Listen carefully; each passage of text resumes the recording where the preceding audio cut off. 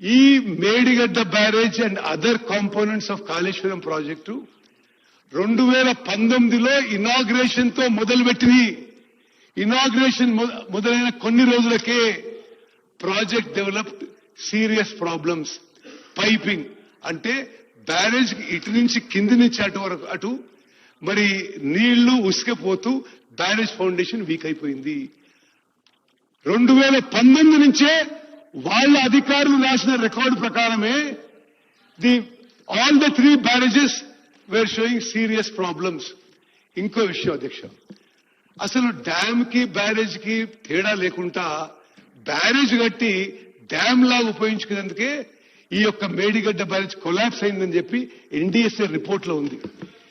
ప్రపంచవ్యాప్తంగా barrages are meant to store less water, 2 to 3 TMC at the most. Dhavaleswaram లాంటి ప్రాజెక్టులలో కూడా 2-3 TMCలు స్టోర్ చేస్తారు.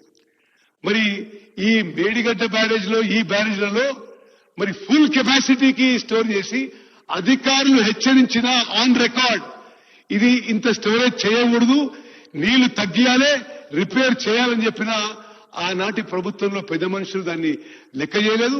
దాని పర్యవసనమే మేడిగడ్డ బ్యారేజ్ కూలిపోయిందని చెప్పి లిఖిత పూర్వకంగా మీ ప్రభుత్వంలో మీ అధికారులే తెలియజేసిండ్రు.